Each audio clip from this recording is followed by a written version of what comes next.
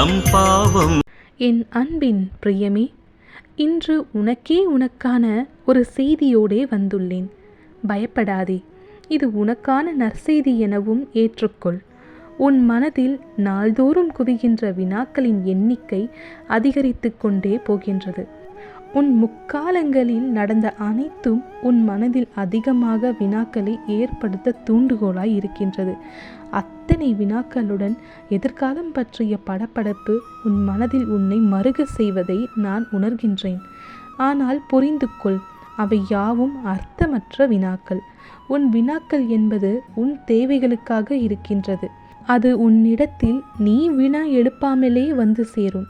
இதுதான் வேண்டும், இது கிடைக்குமா, இது நடக்குமா என்ற வினாவிற்கெல்லாம் பதிலாக எல்லாம் செய்து முடித்த பின் உன்னிடம் நான் கூறுகின்றேன்.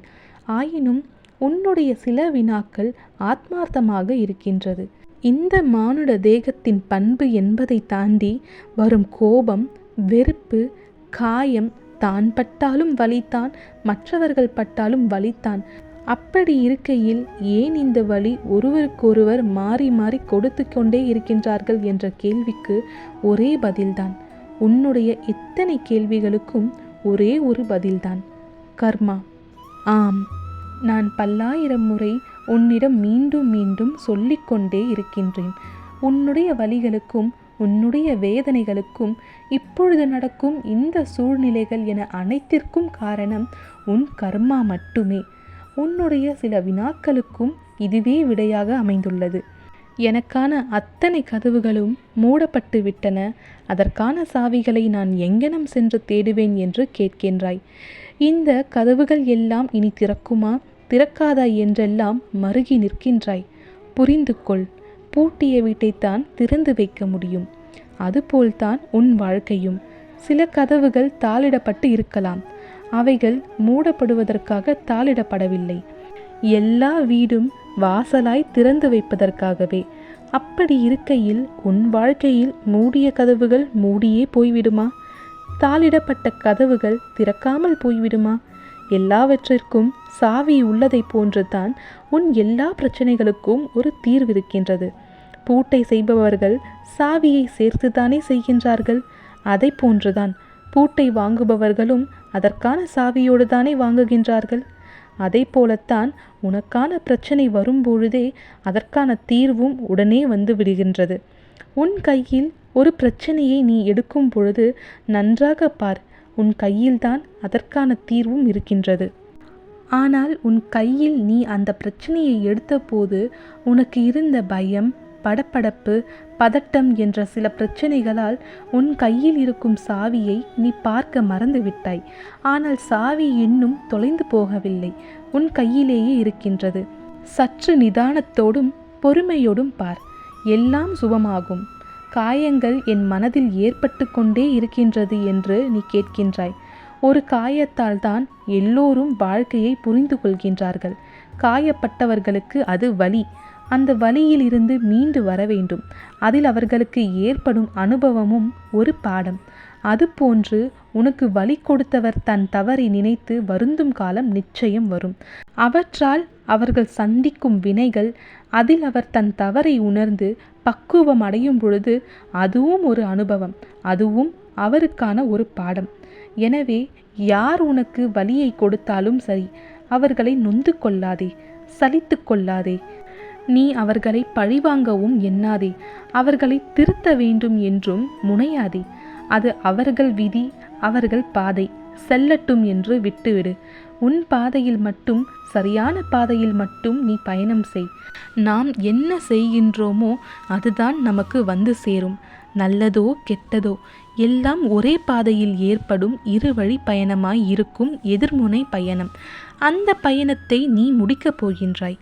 இனி எல்லா வெற்றிகளும் உன்னை வந்து சேரும். நிச்சயமாக நீ வெல்வாய். புனிதமான ஆத்மாவாக நீ வாழ்வாய்.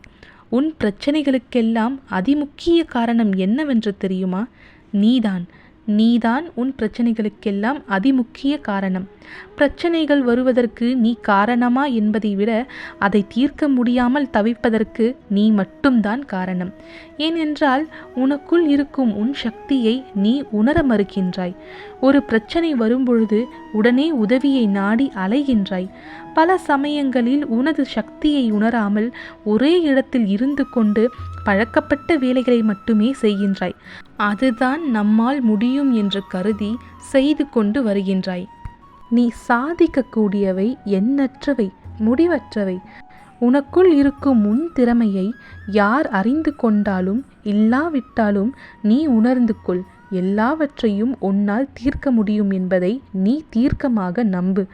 ஏன் இத்தனை தடைகள் என்று கேட்டால், வாழ்க்கையில் திருப்பு முனைகள் அவசியம் தேவை. அவை இல்லாவிட்டால் இந்த வாழ்க்கை சுவாரஸ்யம் இல்லாமல் போய்விடும். தடைகள் வர வேண்டும். அவற்றை மீறி நீ கடந்து செல்ல வேண்டும், வெல்ல வேண்டும். இல்லாவிட்டால் செக்கு மாடு போல ஒரே இடத்தில் உழன்று கொண்டே இருப்பாய். ஆகையால் தான் பலருக்கு வாழ்க்கை ஒரு உற்சாகமான மனநிறைவான ஒன்றாக இல்லாமல் சாதாரணமாக கழிந்து விடுகின்றது.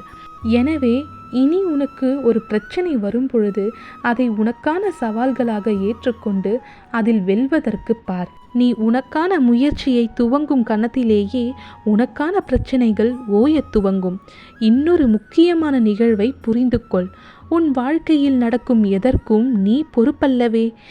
எல்லாம் இறைவனால் தானே நடக்கப் பெறுகின்றது. உன் வாழ்க்கையில் நடக்கின்ற யாவும் உன் கையில் இருந்து நடப்பதில்லை. இறைவன் தீர்மானித்துத்தான் உன் கையில் அவர் செய்கையை வெளிப்படுத்த செய்துள்ளார். அப்படி இருக்கையில் நீ இந்த சாயின் பிள்ளையாக இருக்கையில் என்னை மீறி போகும் அளவிற்கா உனக்கு நான் எதையாவது செய்து விடுவேன்? அல்லது உன் வலிகளை கண்டு ரசிப்பேனா? உன் கண்ணீரை பார்த்து எதுவும் செய்யாமல் உன்னை காத்திருக்க வைப்பேனா? எல்லாவற்றிற்கும் மேலாக நீ இறுதியாக ஒரு சில வார்த்தைகளை என்னிடம் முதிர்ப்பாயே. எனக்கு ஒன்றும் தெரியாது சாயப்பா, என்னால் இயன்றதை நான் செய்துவிட்டேன், அதற்கான முடிவை நீங்களே பார்த்து கொள்ளுங்கள் என்று உரிமையுடன் சொல்லும் வார்த்தைகள்தான் என்னை எப்பொழுதும் மேலோங்க வைக்கும். இவ்வாறு உன் வாழ்க்கையை என் கரங்களில் நீ ஒப்படைத்து இருக்கின்றாய். என் பாதங்களில் சரணாகதி அடைந்திருக்கின்றாய். என் கைகளில் ஒப்படைத்த ஒரு வேலையை நான் திறம்பட செய்து முடிக்க வேண்டும் அல்லவா? சாதாரணமாக ஒரு செயலை செய்வதற்கும் ஆடம்பரமாக அலங்காரமாக ஒரு செயலை செய்வதற்கும் வித்தியாசம் இருக்கின்றதல்லவா? கால தாமதங்கள் தேவைப்படும் அல்லவா? அதனால்தான் கண்மணி, உன் வாழ்க்கையை நான் அலங்காரமாக அலங்கரித்து கொண்டிருக்கின்றேன்.